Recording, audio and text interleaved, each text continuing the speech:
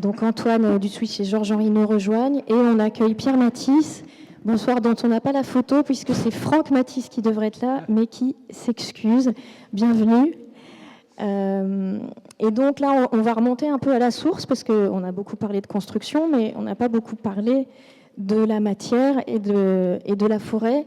On va en parler à travers deux sujets, la traçabilité, la provenance des bois et le carbone dont on a déjà un petit peu parlé. Alors Antoine, tu nous en as parlé tout à l'heure, la barre était haute sur le carbone, c'était dans la candidature de Paris pour les Jeux, mais peut-être que tu peux nous dire quelques mots sur vos ambitions environnementales un peu plus larges. Oui, et puis préciser pourquoi finalement on est heureux aujourd'hui. Alors, est-ce que c'est un satisfecit de BA ou est-ce que ça correspond à quelque chose? Alors, il faut revenir sur les ordres de grandeur. Donc, les ouvrages olympiques, c'est 70 ouvrages pérennes. C'est conséquent. Mais pour nous, l'héritage immatériel, ce qu'on en retire pour la construction, c'est encore plus important. On a réussi à livrer tous ces ouvrages dans les temps, dans les budgets. Alors c'était notre antienne depuis le début, donc vous allez dire normal. Bon, on est le premier pays organisateur à avoir su faire ça depuis l'histoire récente des Jeux. Et on a fait bien plus, puisque, on l'a dit, on avait défini des ambitions en 2018, des ambitions atteignables, mais ambitieuse. Avec d'ailleurs France Bois 2024, on avait travaillé sur les sujets du carbone et du bois pour se dire qu'est-ce qu'on sait faire, pas qu'est-ce qu'on va faire facilement. Et on a voulu faire de ces ouvrages véritablement une réelle vitrine de l'excellence française sur l'art de bâtir au XXIe siècle. Alors, pour ça, on a alloué un budget carbone à tous les ouvrages. On a parlé beaucoup de carbone construction produit. Le budget qu'on a donné, on a toujours essayé, nous, de poser au même niveau la construction et l'exploitation du bâtiment. Et on a demandé des calculs sur un cycle de vie de 50 ans qui comprenait aussi l'énergie. Et ensuite, et ça c'est sans doute nouveau, et d'ailleurs on était les seuls à pouvoir le faire par rapport aux autres Olympiades parce qu'on avait des outils que les autres n'avaient pas, on a réellement compté le carbone à toutes les étapes de conception et à toutes les étapes de la construction, du terrassement au poids carbone des bétons, aux équipements intérieurs. Et aujourd'hui, l'ensemble des maîtres d'ouvrage rassemblent des bilans carbone qui sont complets, qui sont audités par nous, et qui garantissent le fait que le carbone, ça n'a pas été simplement un sujet pour concevoir les lignes, les grandes orientations architecturales des projets, mais jusqu'au bout des projets. Et donc, en ce sens, avec la conception des ouvrages et la réalisation, on considère que la réalisation des ouvrages olympiques a été véritablement un temps fort pour les filières de la construction, pour avancer vers la ville bas carbone. On l'a dit, on a parlé de diminution par 2 du carbone pour le village des athlètes. En ce moment, on dit 47%. En réalité, on est en train d'auditer et on aura fini sans doute autour du mois de septembre à dire exactement quel est le chiffre. Et cette diminution par 2, elle a été atteinte par plusieurs facteurs, mais notamment le fait qu'on a su défendre une approche un peu systémique des modes constructifs, avec des systèmes plancher-poteau-poutre généralisés, avec d'ailleurs en bois pour les bâtiments, pour la plupart des bâtiments de moins de 28 mètres. On a su aussi généraliser les façades ossature bois. Les moments d'atex et d'incertitude qui ont été évoqués étaient quand même des moments importants. On était en Covid, on était tous derrière nos ordinateurs. Enfin, tu as parlé de la première réunion, on était là, mais enfin après, on n'était plus là. Et il fallait absolument qu'on atterrisse sur des guides puis des ATEX pour accompagner les actes de vente. Et donc on avait exactement un an entre la signature entre le concours puis les promesses de vente et ensuite les actes de vente pour régler toutes ces questions-là. Évidemment, on s'est appuyé sur des travaux qui étaient déjà avancés, mais en très peu de temps, on a défini quels étaient les essais à réaliser, les études à conduire, les documents à produire pour que véritablement on ait sur ces sujets-là un guide capable d'accompagner, des guides capables d'accompagner les constructeurs et ensuite les 15 ATEX. Sur le volet exploitation, j'y reviens pas, mais le fait de livrer 300 000 m² nous a permis de trouver un modèle économique pour un réseau de chaleur et de froid, donc réversible, qui est aussi une des solutions du problème. Et donc cette diminution du bilan carbone, elle s'est faite sans subvention publique, et c'est ça qui en fait la valeur aussi. Sur un ensemble de bâtiments avec des architectures variées et en première couronne parisienne, enfin à Saint-Ouen et à Saint-Denis. C'est donc la preuve que la filière française de la construction, et donc tous, architectes, bureaux d'études, promoteurs, constructeurs, filière bois, l'ensemble des secteurs sont aujourd'hui prêts à atteindre, avec 10 ans d'avance, les objectifs de la stratégie nationale bas carbone.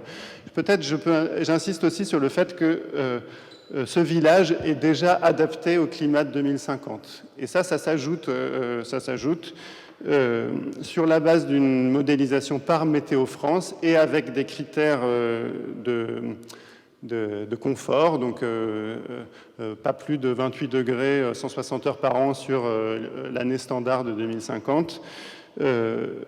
On atteint cette performance-là pour en gros toutes les pièces, 98% des pièces, et ça c'est plein de facteurs, mais c'est notamment l'isolation thermique, l'étanchéité à l'air, les protections solaires, la ventilation naturelle. Et en réalité, derrière tous ces facteurs, des enjeux pour les constructeurs, pour les façades, pour les architectes, tout ça traité de façon systémique et avec des acteurs qui ont su y répondre. Donc, voilà, je m'arrête. Le livre de France Bois 2024, à travers les témoignages, illustre tout à fait la façon dont les acteurs ont répondu à ces enjeux. Et voilà, je ne saurais que trop vous en recommander la lecture. Merci beaucoup, Antoine. Tu as donné tout à l'heure les objectifs qui avaient été fixés en termes de provenance des bois et de traçabilité ont déjà été donnés. Je les rappelle, avant de donner la parole à Georges-Henri. Donc, c'était 100% de bois issus de forêts gérées durablement avec les labels PEFC, EFSC et 30% de bois d'origine et transformé en France, et la filière qui souhaitait que ce soit plutôt 50%. Je donne les résultats. On est, sur l'ensemble des ouvrages, on est à 45% de bois français, donc bien au-dessus de l'objectif de 30%, et sur le village olympique, c'est 65%. Donc c'est vraiment une belle réussite. Alors il y a sans doute un effet jeu, c'est sans doute pas transposable à tous les chantiers tout de suite, mais ça dit quand même quelque chose du mouvement. Donc, Georges-Henri, tu vas nous rappeler les enjeux de la traçabilité et ce que modestement France Bois 2024 a essayé de faire pour contribuer à ce mouvement. Merci Marie. Et je voudrais en introduction parler de quelqu'un qui était modeste, Julien, qui a dit que son entreprise avait travaillé pour les Jeux. Il faut aussi dire que l'entreprise MEA vient de se voir lauréate du prix du trophée de l'Académie d'agriculture de France Lanly, qui lui sera remis au Forum Bois Construction, et justement parce que c'est une entreprise de charpente et qui a axé sa stratégie sur le bois français. Les chiffres que vous annoncez actuellement sont impressionnants, parce que j'ai vu le dossier, 82%, ça paraît énorme, mais on voit que ça, c'est une évolution. Et au-delà de ce qu'on a essayé de mettre en œuvre, je crois que je le disais tout à l'heure, on a vu cette évolution se faire. Alors pourquoi est-ce qu'on avait souhaité 50%? Alors ça faisait partie du challenge ou du cahier des charges que nous avait fixé le comité stratégique de filière, puisque réaliser des bâtiments exemplaires et avec 50% de bois français, c'est l'un des deux projets structurants de votre précédent contrat stratégique de filière, puisque nous avons le président du CSF et son délégué général Jean-Luc qui est à côté de lui. Et donc vous voyez qu'on y est presque globalement sur les les JO et que dans le village olympique, on l'a dépassé. Alors pourquoi est-ce qu'on avait mis 50%? C'était le verre à moitié plein. On préférait montrer que c'était quelque chose qui était quand même en bonne voie. Et je crois qu'aujourd'hui, on peut dire, compte tenu des engagements que prennent un certain nombre de professionnels et de constructeurs, cet axe, il est arrêté. Alors, on a aussi cette nécessité. Alors, on a tendance à dire en France que on fait de la gestion de forêt durable depuis Philippe le Bel, depuis que des ordonnances ont été faites sur les eaux et forêts. Ça remonte au XIIIe siècle. Et donc, on avait compris que la forêt, c'est à la fois un revenu et c'est un capital. Et qu'on ne pouvait pas manger le capital, sinon, après ça, la forêt n'avait plus ce revenu qu'elle lui proposait. Et on sait de nos jours que ce capital, c'est aussi de la biodiversité, c'est aussi de la protection de l'environnement. Donc ces idées-là existent dans notre pays. Mais par contre, elles n'existent pas partout. Et donc, ont été créées en France, PEFC, au niveau international FSC, qui atteste de la gestion durable des forêts. Et il avait été fixé comme objectif par la Solideo, par Paris 2024, que ce soit 100%. Et puis, on voulait essayer de suivre ce pourcentage de bois français.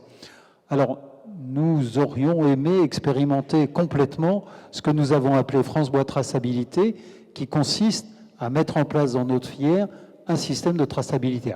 Ce n'est pas évident, ça prend des mois, des années. Ça a été le cas dans l'agroalimentaire, c'est le cas dans la pharmacie. De plus en plus, ce sont des choses qui existent. Il y a des outils de technologie numérique actuellement avec les blockchains qui le permettent. Bon, nous n'avons pas pu globalement le mettre en œuvre sur un projet, mais il y a eu des projets qui font l'objet globalement d'un suivi, mais pas forcément sur ce que nous avions lancé. Et donc c'est un peu un héritage que nous laissons à la filière. Alors actuellement, au niveau européen, nous avons un règlement, le règlement de déforestation pour l'Europe, et nous allons être contraints de progressivement, pour avoir attesté que nous ne participons pas à la déforestation. En France, on n'exploite que 60% de l'accroissement de la forêt, donc il n'y a pas de déforestation. Mais il sera demandé que ça puisse être prouvé. Donc ces éléments que travaille notre filière, à la fois dans les délais de mise en œuvre et sur l'aspect pratique, c'est quelque chose que nous sommes en train de préparer de façon à ce que les consommateurs, il y en a dans la salle, les entreprises, les constructeurs puissent avoir cette sécurité dans le futur. Voilà, donc c'est un des legs que nous faisons. Ce n'est pas le seul leg et le seul héritage de France Bois 2024, mais en tout cas, nous avons commencé à faire les embryons de ce que pourrait être France Bois Traçabilité. Voilà, et je crois que tu vas passer la parole, mais je vais me permettre de dire que je suis heureux que Pierre Mathis soit avec nous pour un vieux forestier fonctionnaire blanchi sous le harnais. Ça fait plaisir de voir la troisième génération, puisque j'ai connu ton grand-père Paul-Henri, qui nous a quittés en 2022. On connaît ton père, et ça nous fait plaisir de voir dans cette filière, il y a de la tradition, et qu'il y a des jeunes qui sont en train de prendre notre relève. Donc, je te laisse l'introduire, mais je voulais dire ça pour Pierre. Merci beaucoup d'être avec nous. Alors, on est très content d'accueillir l'entreprise Mathis aussi ce soir. La façon dont Franck a parlé des projets que vous avez menés dans le cadre des Jeux, c'est le pentathlon du bois, parce que la liste est quand même impressionnante. Vous avez construit l'Arena, dont on voit des catènes là en atelier à gauche, le Grand Palais éphémère.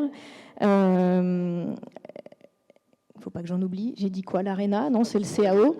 Le CAO, le Grand Palais éphémère, l'Arena à la Porte de la Chapelle, la réhabilitation de la piscine Georges Valeret, le 5e, le village olympique, et il y en avait même un 6e, puisqu'il y a le siège du comité d'organisation des Jeux olympiques qui avait été livré un petit peu avant. Donc, bravo.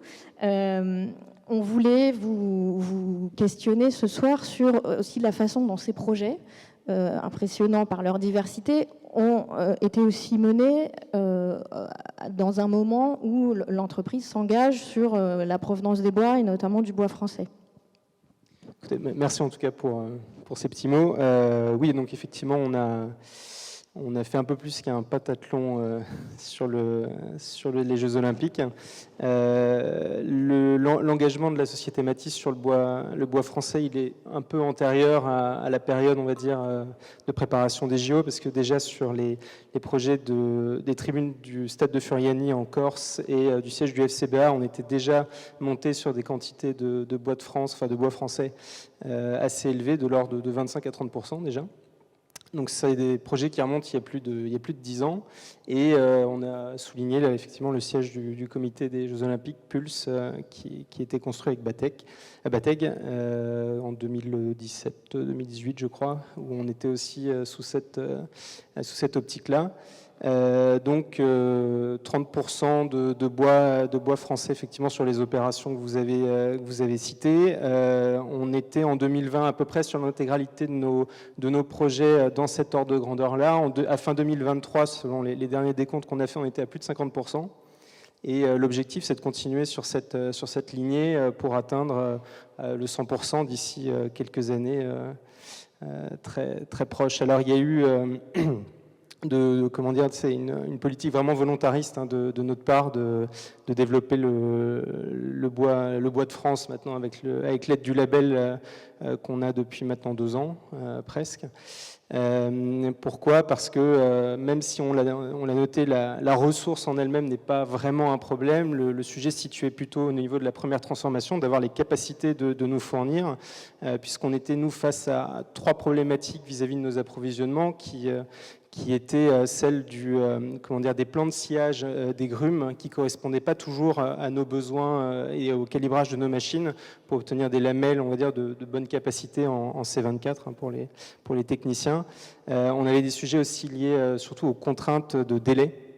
Pourquoi ? Parce que nous, on signe des marchés avec des pénalités de retard qui sont assez fortes et qu'on ne peut pas forcément appliquer à nos fournisseurs de la même sorte. Donc on a dû aller voir très en amont nos fournisseurs pour être sûr d'être livrés en temps et en heure, et notamment dans la période assez compliquée de l'année 2021 où les prix ont flambé et où les sujets d'approvisionnement ont été quand même difficiles à gérer. Donc il y a eu vraiment un gros travail en amont avec nos partenaires scieurs. Et il y avait un troisième point, excusez-moi, je vérifie mes petites notes. Et troisième point qui était aussi celui du séchage, je l'oubliais, où on n'avait pas toujours la possibilité d'obtenir des bois séchés, des lamelles en tout cas séchées. Donc chez nous, ça a suscité aussi des réorganisations sur notre site en Alsace pour s'assurer de volumes assez conséquents pour pouvoir sécher les bois et les faire sécher aussi chez nos partenaires scieurs. Donc ça, c'est vraiment sur les contraintes qu'on a dû anticiper pour faire face donc au pic d'activité des JO. Et puis après, d'un point de vue un peu plus, on va dire, administratif, formel, donc nous, on est certifié à Serbois Glulam depuis de nombreuses années. Donc on a des contraintes de traçabilité sur nos bois, notamment vis-à-vis du PEFC, qui existent depuis longtemps et qu'on a intégré dans notre système qualité depuis de nombreuses années. Donc il y avait tout un sujet d'aller chercher dans nos systèmes informatiques les lots qui étaient issus de bois français pour avoir une traçabilité et faire un décompte précis à la fin. Donc ensuite, avec l'arrivée du label Bois de France, et depuis début 2023, on a un système qui est complètement automatisé maintenant, où on sait pertinemment et de façon très rapide comment sont gérés et approvisionnés les Bois de France et sur quels projets ils sont dirigés. Donc à l'époque, ça se faisait à l'aide de bons de livraison et de factures, fournisseurs, c'est aussi simple que ça. Aujourd'hui, le système est un peu plus automatisé et nous permet de continuer la montée en charge que j'évoquais il y a quelques minutes.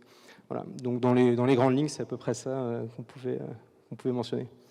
Merci beaucoup. C'est précieux d'avoir des éclairages concrets sur comment ça marche, la traçabilité, parce que c'est pas évident. Et c'est une montée en compétences là aussi.